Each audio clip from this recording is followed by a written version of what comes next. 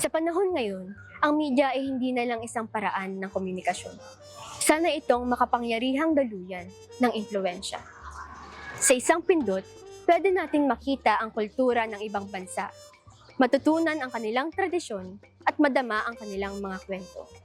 Ang musika, pagkain, pananamit at mga ideya, lahat ng ito ay abot kamay natin.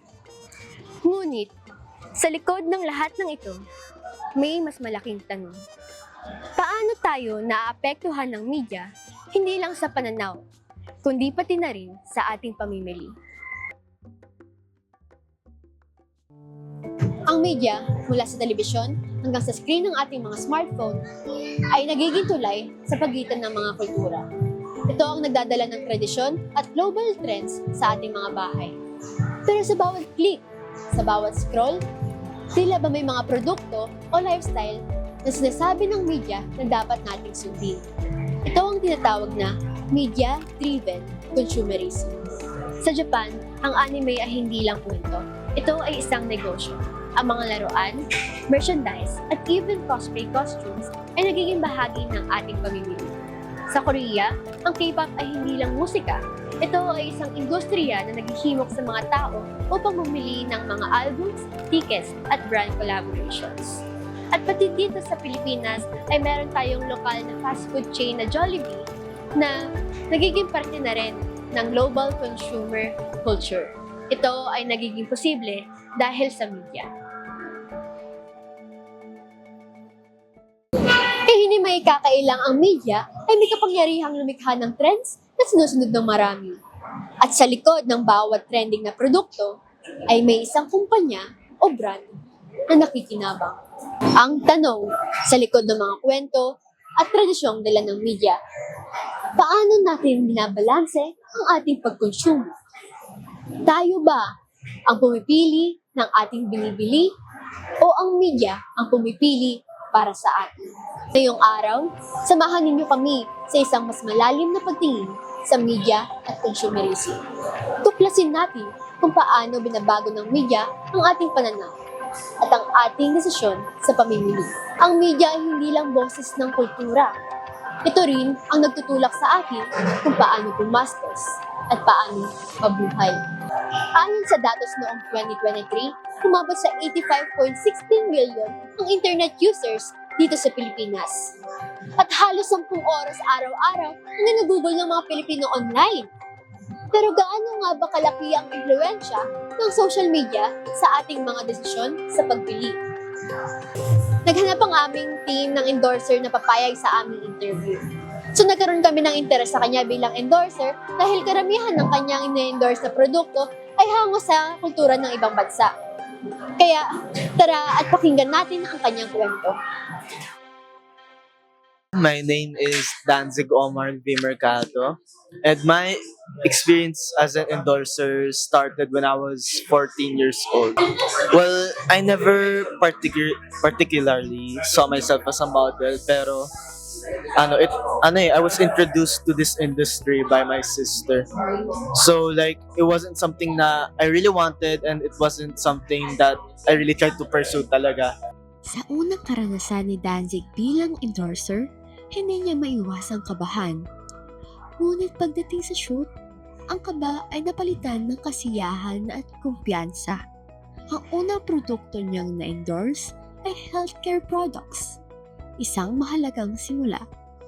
Pagkaman nahirapan siya sa pag-commute, kinaya niya ang mga hamon at pinatunayan sa sarili na kaya niyang harapin ang bagong hamon na ito.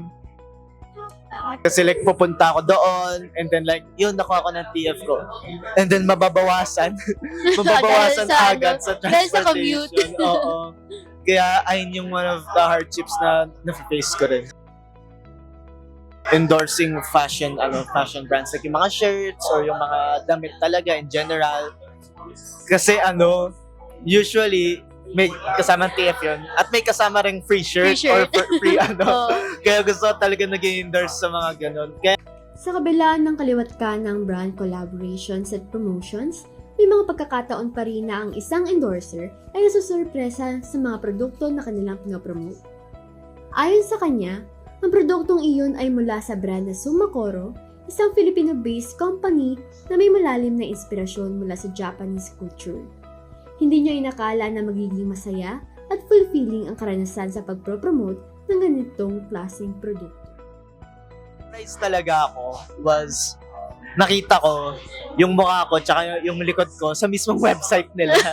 So ayun talaga yung parang nakaka-surprise din at tumangkos. What's your process when deciding whether or not to endorse a product? Mainly, is kasi it's not para sa akin. Especially since nasa production company ako, which is yung UN Productions. It's not my job to think about that. Mm-mm. It's my manager's job to think about that. Yung gagawin ko lang is, ayun, be pretty lang. Okay. Pretty lang at yung mga ganon. Pero ayun lang rin talaga yung sinabi sa ng manager ko na siya na talaga Siya na yung magbahala. Okay.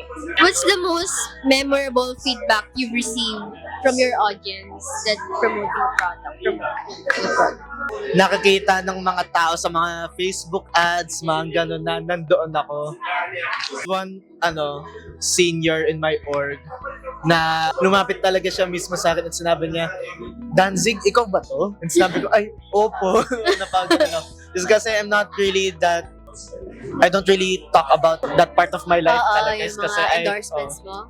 wanna keep it private talaga. Is kasi ayoko rin masyadong parang, ayun, sinasabi lang sa tao in general. Kasi it's my business.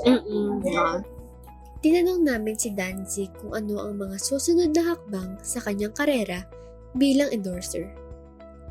Sabi nito, nais niyang subukan ang pag-promote ng food products dahil alam niyang malaki ang potensyal ng industriya lalo na sa malalaking brand tulad ng McDonald's at Jollibee. Ngunit higit pa rito, may mas mataas siyang pangarap, ang maging bahagi ng mundo ng high-end jewelry endorsements. Inspirado siya sa isang kasamahan niyang modelo na nagtatrabaho para sa Tiffany & Co. At nais niyang maranasan ang elegance at prestige na kaakibat ng ganitong klaseng collaboration. Ano ang pinaka-exciting part ng pagiging isang endorser sa pagpapromote ng products? Yung talent fee. Syempre hindi lang yun. Of course, being surrounded by various creatives, di ba? Like, noon lang ako nakakita ng earring na gawa sa paper crane, di ba? And like parang various, yung sa Sumokoro, various Japanese designs and Japanese inspired designs, mga ganon. So definitely, it's being surrounded by a community that's full of creatives talaga. And I think that's one of the best things na you can receive, especially Ang social media ngayon ay hindi na lang para sa personal na kwento. Ito na rin ang platform upang ipakita ang talento, i-promote ang produkto, at magbigay ng inspirasyon. Pero paano nga ba nag-uumpisa ang isang influencer sa mundo ng likes at shares? Sa likod ng bawat post, sa bawat reel, at sa bawat live, may isang kwento ng pagsusumikap. Kilalanin natin si Yukio Estrella, isang influencer na magbabahagi ng kanyang kwento tungkol sa kanyang journey sa digital world. My name is Yukio Estrella. People call me Yuki. I've been doing this for almost a year and a half. Okay. Noong una ba, parang fun lang na para sa ito or ito talaga yung career na gusto mong i-take? Ganito yan. Kasi before, sinasabi lang nila na, uy, you have a potential kasi like funny ka, may looks ka, may height ka. Tapos, ang nag-influence talaga sa akin before, gusto ko lang yung edit-edit. Dahil sa Kong TV, alam mo yun, sa Team Payaman. Kasi ang funny nung diba, ng mga bits nila. So, inaral ko paano sila mag-edit. Then, last year, 2023, nagkaroon ako ng opportunity to start it. So, at first, fun lang sa TikTok. Pinagulat ako nag-boom. Like, meron akong mga video nag-1 million views, nag-2 million. Yung biggest is 5 million. Sabi ko, why not make this a career? Then I went with fashion and lifestyle contents now. I'm starting. And ayun. Before, for fun. Pero now, I'm wanting it to be a deeper career in myself. So, what was the first piece of content na pinost mo about promotions? Ano yun? It's about, alam mo yung gummy? Gummy? Oh, na- it's about a gummy, like a gummy vitamins. Okay. Like helpful siya for sleeping, ganyan. May nag-hit akong TikTok vid. So yun, nag-negotiate kami din. It was good naman. Though they reach out, pero hindi na match yung gummy dun sa contents ko. Pero I might consider them again in the future, yeah. May particular na product ba na talagang tumatak sa'yo habang pinopromote mo? Siguro yung pinaka-favorite ko yung bench. Bench? Yeah, kasi nung nag-bench fashion week kami, ang daming artist, ganyan. Sayang nga walang bini. I mean yun, bench fashion week. Tapos we promoted posting, ganyan. Tapos sabi ko, I want to make it more out of this. Do sa bench. Like, not only PR yung mga free kits, but also like, maybe to walk on their fashion week. I don't know. Pero I really want to work with bench more. So, tingin mo, ayun ba yung parang pinaka-exciting part ng pagiging influencer? Siguro Yung parang marami kang namimit na artist or not only artist, siguro yung pinaka-exciting para sa akin is, maraming aspect. Siguro socially, you'll meet lots of influencers din, as student din, ganyan. May mga hobbies din, so not only sa camera, but also outside, like we get to band, ganyan, mag-EK, mag-MOA, ganyan. Then, when it comes to work-wise naman, masaya lang pag lalo na yung mga brands na dati binibili mo lang, tapos ngayon, tas ngayon, you get to ikaw na work yung with. nagpo-promote. Yeah, so fun. So, anong types ng products ang usually mong pinopromote? Parang, focus ka ba sa skincare, healthcare products, lifestyle, or... Ngayon kasi, yung pinaka parang running brand ko is an aesthetic clinic. Aesthetic, yung mga facial, ganyan. Na-enjoy ko siya kasi, syempre, like, lagi kang fresh, di ba? Like, may drip ka, meron kang hydrofacial, ganyan. Pero working with Sanicare, Watsons, more on mga products for hygiene. Hinakuha ko. Pero I'm targeting like medyo sports wear, medyo fashion wear, ganyan. May mga tao bang naging role model mo sa field na to? O talagang sariling diskarte mo yung lahat? Yung mga role model ko, sila na lang rin yung mga na-meet ko. Like during this along the way. Na-meet ako ng mga artist model, mga road PR managers, ganyan. And ang happy kasi this 2025, they are all, supported sa akin. Like, they really want me to work hard this year. So, I'm hoping that will bear fruit this year. Pero, yeah. Okay. Pwede mo bang i-share what's your usual process sa pagpapromote ng isang product? Ikaw lang ba yung mag-isa na gumagawa ng content o may team ka na tumutulong sa'yo? Parang sa like pag-edit, team, ganyan. ganon, Oo. Siguro, isa pa lang ako ngayon. Wala pa akong team eh. Siyempre, di pa naman ako artist, right? Pero may plans ka na? yeah, I am planning kasi madali na lang if mag-act ka na lang eh. Madali lang if magpa-fan-fan ka na lang sa content, di ba? Pero ngayon, it's myself. Bale, may mag-reach out na brand. Then, alamin ko kung ano yung branding ng brand. Or free branding, kahit ano, basta appearance lang, ganyan. So, sabi ko, sige, ima-match ko siya sa identity na meron ako, sa branding ko. So, anong branding ko ngayon? Like, kunya, sports, OPM, and cute-cute lang, ganyan. So, ganun ko siya mina-match. Then, I make it, I edit it. How do product endorsements align with your personal values and image? Since yung mga products is more like hygiene, more on like, it's like for personal use. So, may tama yung question mo, ano yung question mo? Personal value? How Yeah, it reflects me kasi how I use and what I use reflects who I am. And also, I'm choosing what to promote. So, iniiwasan ko yung medyo not aligned with my values such as, like, di ba, lately, nakikita natin yung mga issues. Ito, one of the issues in influencer world or in entertainment or in this industry is yung sa gambling, like, good promotion, good gambling yung pinopromote.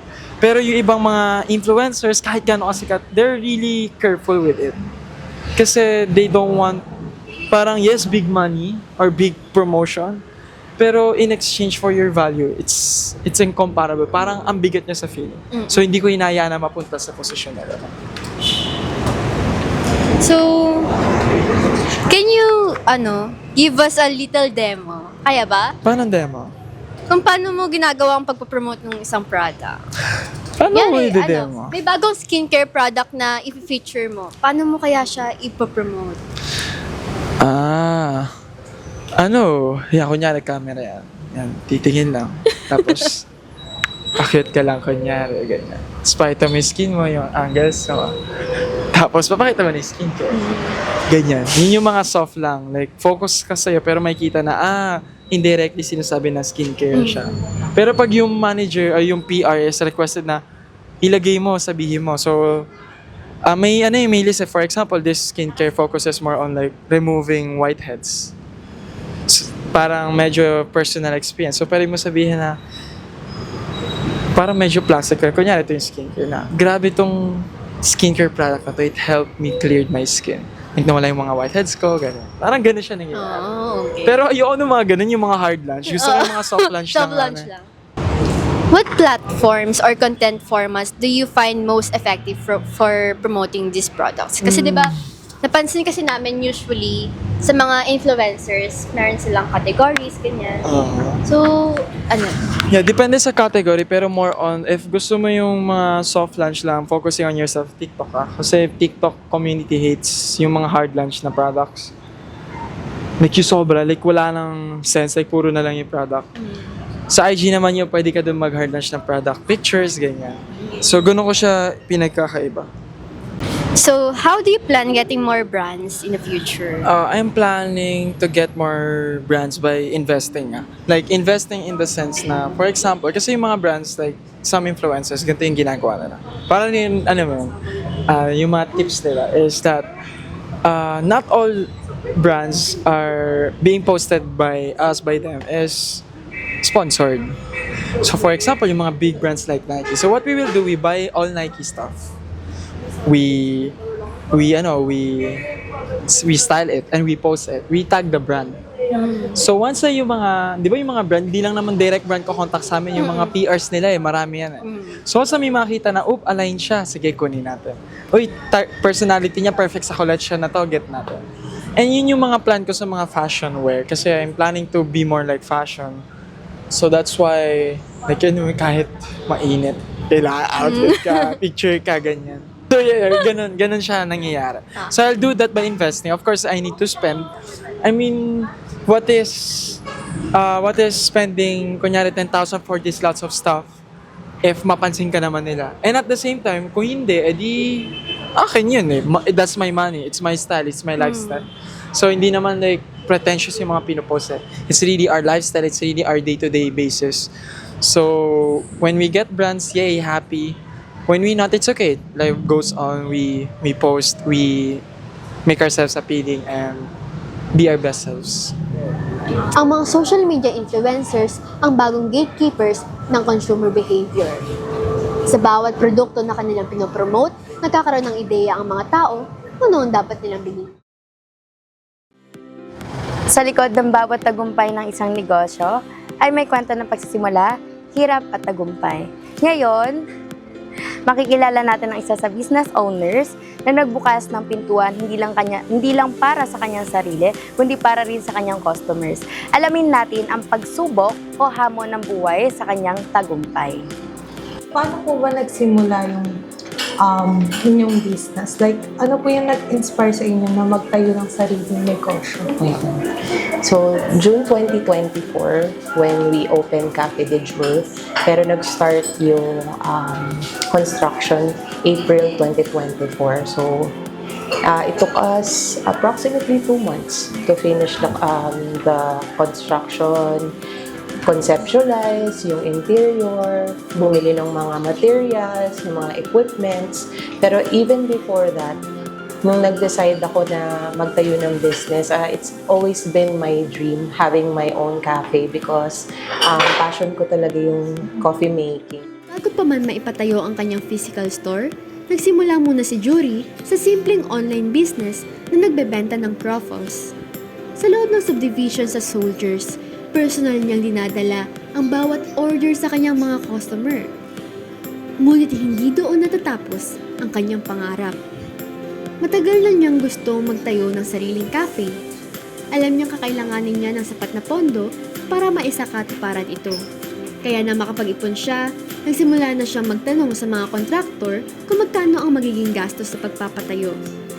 Nang makumpirma niyang kaya na niya, tuluyan na niyang isinakatuparan ang plano para sa kanyang Dream Cafe. Although everything is on the internet, you can watch on YouTube, online, alam mo ba yung coffee making ko, so although it's my passion, wala akong professional background, everything I learned from YouTube University, so alam mo yung how to froth milk, how to pull espresso, as in lahat inaral ko doon. I take it religiously every day. Dapat while the cafe is in the process of building the cafe, talagang nag-aaral na ako, tapos testing na. At yung pangatlo naman is yung research and development ng products to use. So mahirap din yun. Anong coffee beans yung gagamitin ko? Yung target market ko, students, how can I keep it affordable or mid-range without sacrificing the quality? Actually, when I soft launch, I was alone. Hindi ko na-anticipate na magiging maganda yung warm yung pagtanggap ng community, no? So, hindi, akala ko parang, kasi nga it's a passion, no? So, I was not after profit. So, sabi ko, siguro kahit 10 cups a day lang ako, okay na ako doon, ganon. But people came in. And then, naawa sa akin yung kasambahay namin. Anong kailangan mo? Kailangan mo ba ng ganito, ganyan? Hanggang sa I realized 1 week after, kailangan ko na palang mag-hire agad ng staff. Ayun. So, So, dun sa part na yun, hindi talaga ako ready. And everything talaga, ako lang talaga yun. Admin, research, inventory, hanap ng supplier. Alam mo yun, lahat yun. Hindi ko alam kung paano, pero nagawa ko naman siya. Survive din.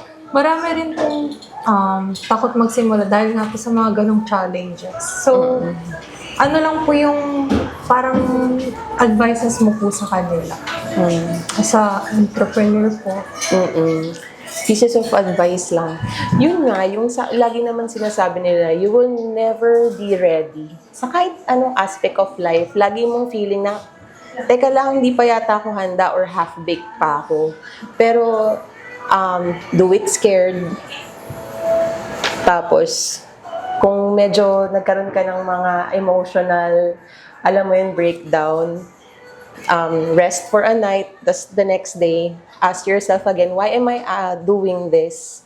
Kasi kapag bumalik ka dun sa question na why, and nasagot mo yon, and then ma-inspire ka ulit to continue. Like right now, if you would ask me, no, yung Cafe de Jour running 7 months na siya, nakapag-return of investment na ba ako? Hindi pa. Hindi pa nga ako nakaka 50%. Wala pa ako doon. Hindi ko pa siya nababawi, yung buong puhunan ko when I started. Pero, I asked myself again, bakit ba ako nag-start ng business? Am I after the getting rich dun sa business na yun? Hindi. So, ayun, kapag may mga ganun akong thoughts na normal naman sa business owner, lalo na kapag may mga times na slow, bumabalik lang ako dun nga sa question na why am I here? Why did I start this? Ganun. Nag-promote po ba kayo using social media? So sa tingin niyo po ba, paano naapektuhan ng social media yung paraan ng pagpili ng customers mo? Definitely social media helped Cafe de Jour, alam mo yan, reach more people.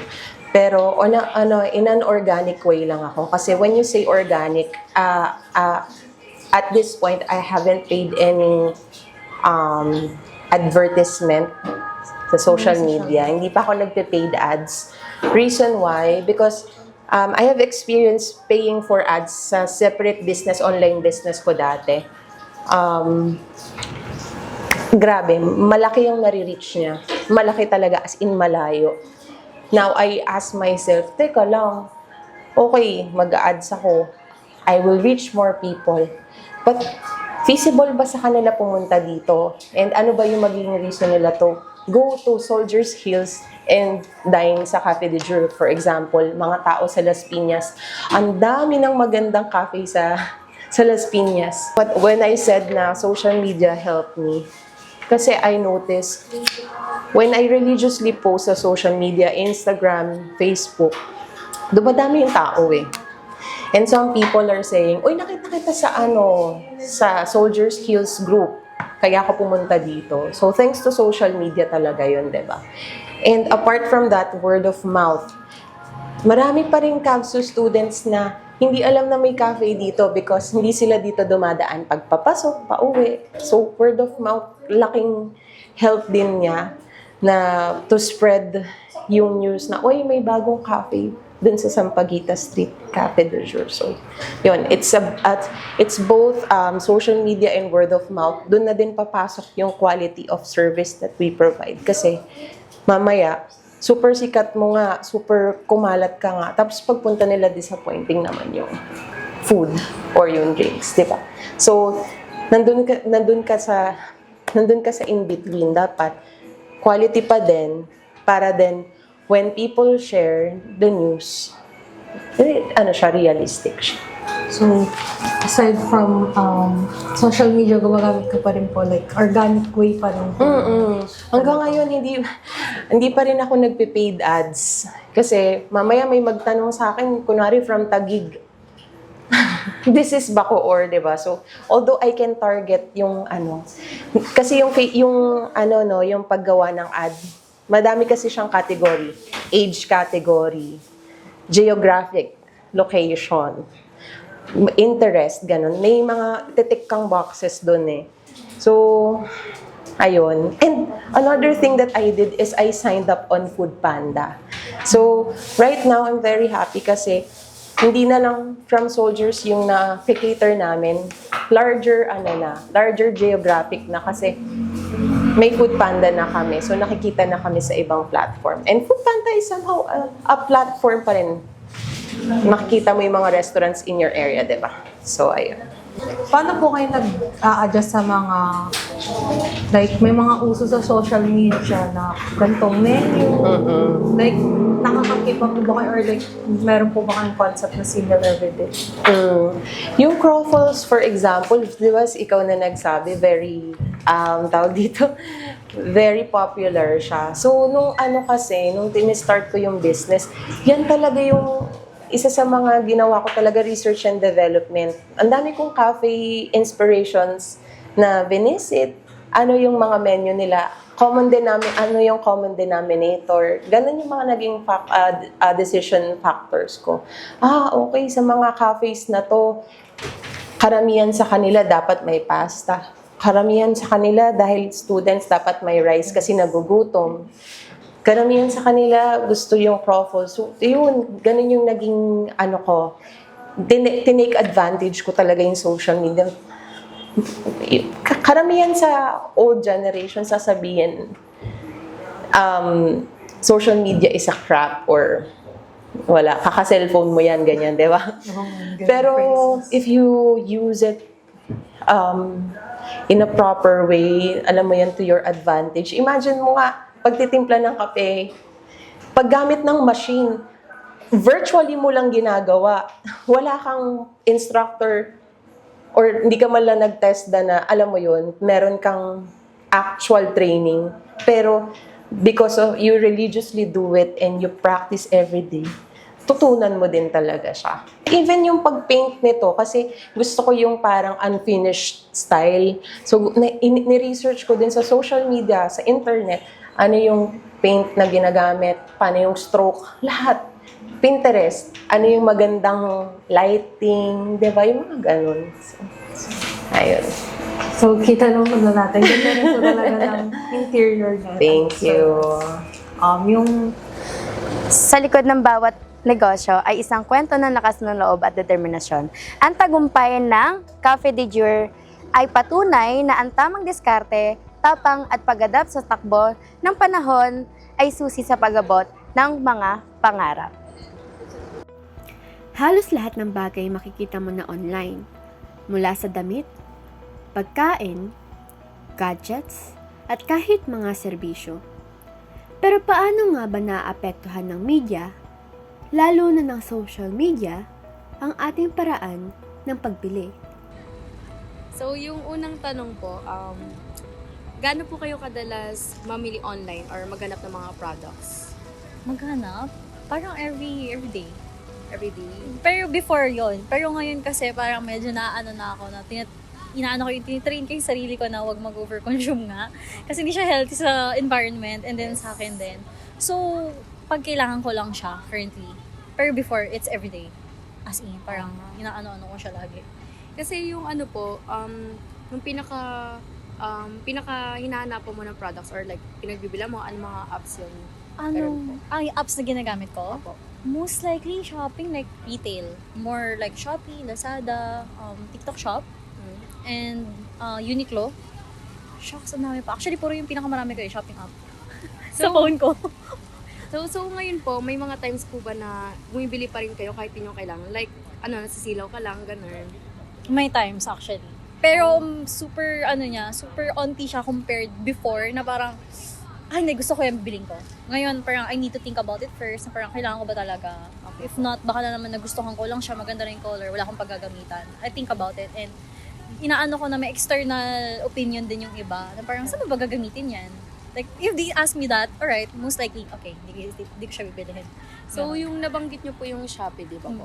Anong most likely tinitingnan nyo po? Yung mga reviews, videos, or like mga pabudol, ganun? Reviews, videos, and ratings. And minimake sure ko na yung mga nagre-reviews talaga is hindi fake. Kasi malalaman mo agad kung fake yun or not eh. So, binabasa ko talaga siya isa-isa, tapos check yung mga pictures, videos, basta lahat yun.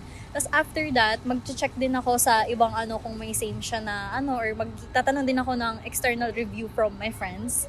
Like, do you think ba this is scam? Baka mamaya scam to, ganyan-ganyan. Like for example, sa mga makeup, kung mga FDA approved ba siya, ganun? Yeah, tapos most like kailangan cruelty-free and vegan-free.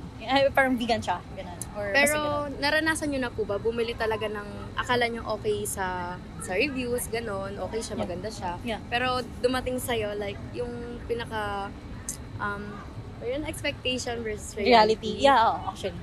Lalo na sa lipstick. Okay. Kasi sa skin type ko, iba siya talaga. So parang ang hirap niya makabili, lalo na pag makeup. Kaya ang ginagawa ko ngayon, imbes na parang pag mag-check ako sa online, and then ang gagawin ko, pag nakita ko siya na pwede siyang bilhin, like makita in person, para ma-check yung quality and everything, saka ko siya pupuntahan. Kasi before, ang dami kong naisip na sayang talaga siya. Kasi parang nag-aksaya ako ng pera, tapos hindi naman siya okay, tapos ibibigay ko lang, itatapon ko lang, or hindi ko siya magagamit. So, mini-make sure ko na ngayon, ma-check ko siya online, makahawakan ko siya, kung bagay ba siya sa akin or not. Kasi as much as possible, iniiwasan ko na mag-overconsume kasi nga hindi siya healthy. So ano po kasi, yung video po namin, ipopost namin siya sa YouTube. So, sa mga makakapanood po, ano pong masasabi mo or may mga aral na pwedeng i-apply? Like for example, katulad nyo po, bumibili ng mga nasasilaw sa mga products. Anong pwedeng sabihin sa kanila? For like example, yun nga, nasasilaw. Ask yourself if you really need it. Kasi parang, if kailangan mo lang naman siya dahil maganda yung color and wala kang pag-alagyan, parang you don't have to. Like, might as well just save your money and igastusin mo siya sa pinaka, like, tingin mong kailangan mo talaga. Kasi, for my experience, for how many years na ginagawa ko siya yung ganon, I can say na ang dami kong natapon. As in, hindi ko naman siya need, hindi ko naman pala siya kailangan, tapos ini-stay ko lang siya doon kasi bili lang ako ng bili kasi ganda, budol nga, yan yung budol culture. No, as much as possible, huwag kayong magpapadala sa kahit anong external na Parang nambubudol ako. Yeah. Sa dulo, nasa atin pa rin ang desisyon kung paano natin gagamitin ang media bilang gabay sa tamang pagbili. Ngunit hindi pa rin maikakaila ang impluwensya nito ay bahagi sa ating pang-araw-araw na buhay. Sa likod ng bawat successful social media campaign ay ang mga creative minds na nag-a-analyze, nag-iisip at gumagawa ng mga strategies para maabot ang tamang audience. Ngayong araw naman ay makakilala natin ang isang miyembro ng aming team. A social media marketer na tumutulong para maangat ang kanilang brands. I'm Angela. I'm a social media marketer. So, what inspired you to pursue a career in marketing? Actually, hindi ko talaga siya ina-expect kasi ang gusto ko talagang i-take is psychology and parang hindi ko nakikita yung sarili ko sa marketing. Well, nung 2023 kasi parang kinailangan kong maghanap ng work and yung kapatid ko niyaya niya ako na mag-work ako sa agency niya, ganyan. So, yung ino-offer niyang job is marketing assistant or parang social media manager. And actually, nung mga time na yun, wala talaga akong experience. Pero sabi niya, i-guide niya daw ako and then nag-agree ako kasi ayun nga, kailangan ko nung. So, after nun, parang doon ko gradually na natutunan kung paano yung mga galawan or yung flow as a social media manager. Meron bang mentor or moment na tumulong magbigay sa'yo ng direction sa career mo? Meron.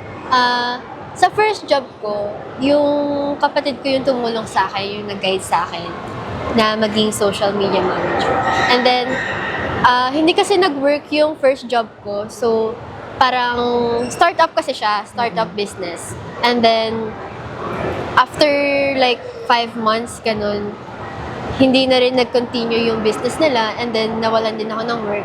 So by January 2024, doon ako na naghanap ng work and nag-apply ako sa mga online sites, ganyan. Tapos by June, doon ako nagkaroon ng interview sa isang company.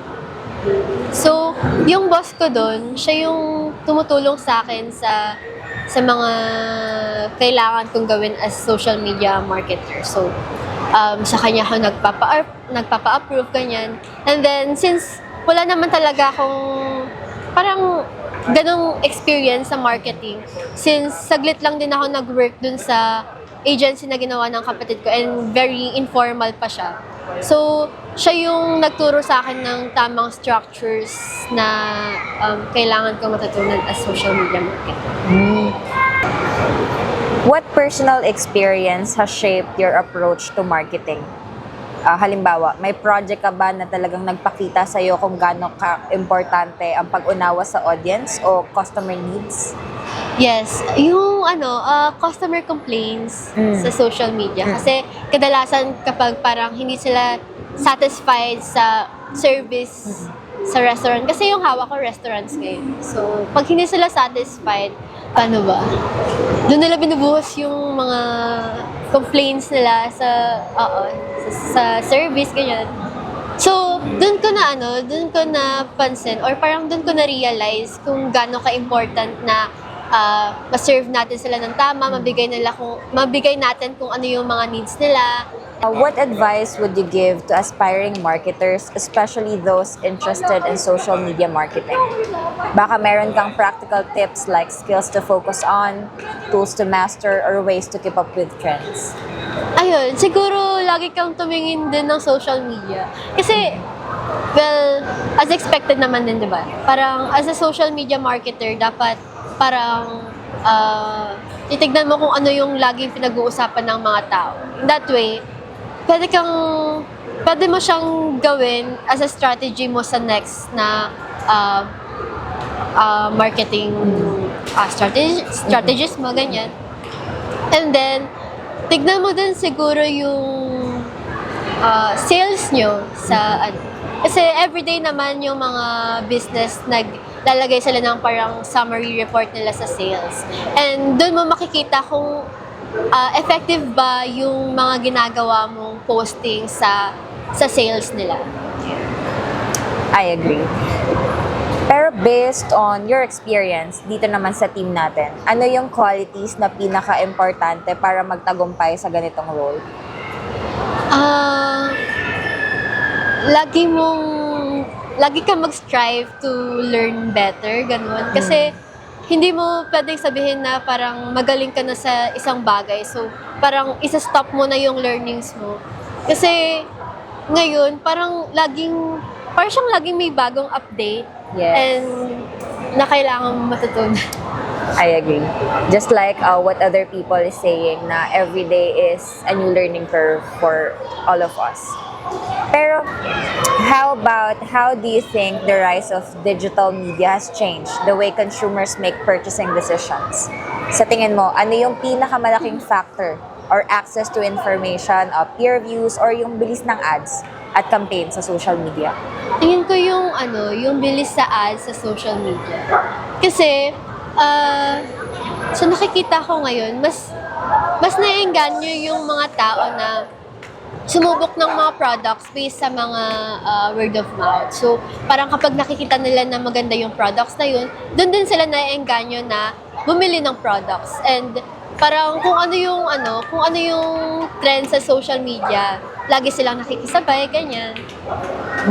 So, ayun yung parang nagiging change ng media sa way na mag-isip yung mga consumers, mga customers. Do you think the rise of digital media has changed the way consumers make purchasing decisions? O sa tingin mo, ano yung pinakamalaking factor or access to information, peer views, or yung bilis ng ads at campaigns sa social media? Siguro yung tatlong sinabi mo, yung access to information, and yung peer reviews, tsaka yung bilis ng ads. Kasi, yung mga tao kasi madali silang ma-convince sa pagbibili kapag nakikita nila na yung reviews ng mga tao positive, ganyan. So, mas naiengganyo sila. And then, yung mga ads and campaigns kasi na nakita sa social media is personalized na. So, kung ano yung last search mo sa internet, parang pinipersonalize na siya ng social media. And then, yung lalabas, agad yung lalabas sa feed mo. Mas naengganyo kang bumili na, sige na nga, bibili ka na to. Tapos, parang, kung ano yung iniisip mo na style na gusto mong bilhin, ayun din talaga yung lumalabas sa Algorithm. Right. Do you think consumers are more empowered now or mas madaling nawiwili sa impulsive purchases dahil sa digital platforms? Sa tingin ko, mas nabibili sila na bumili. Mas impulsive yung purchasing decisions nila.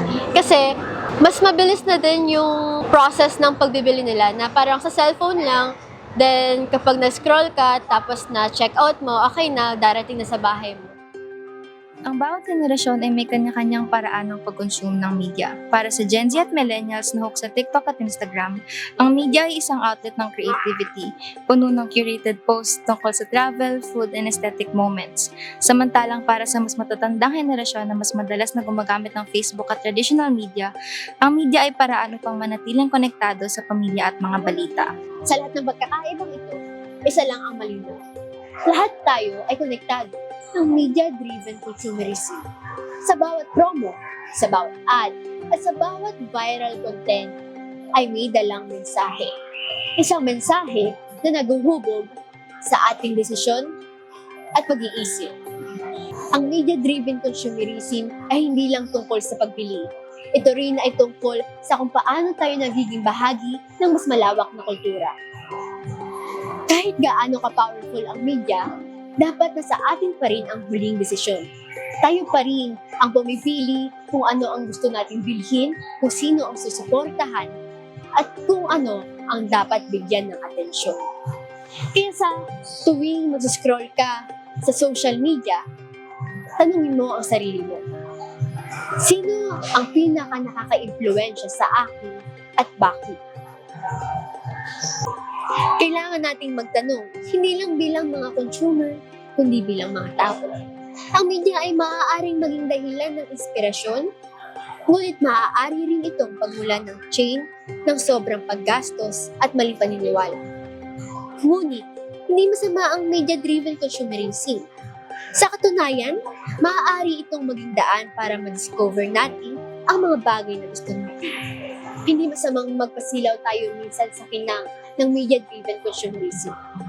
Pero laging tandaan, tayo dapat ang may kontrol. Gamitin ng media ng may layunin at kamalayan.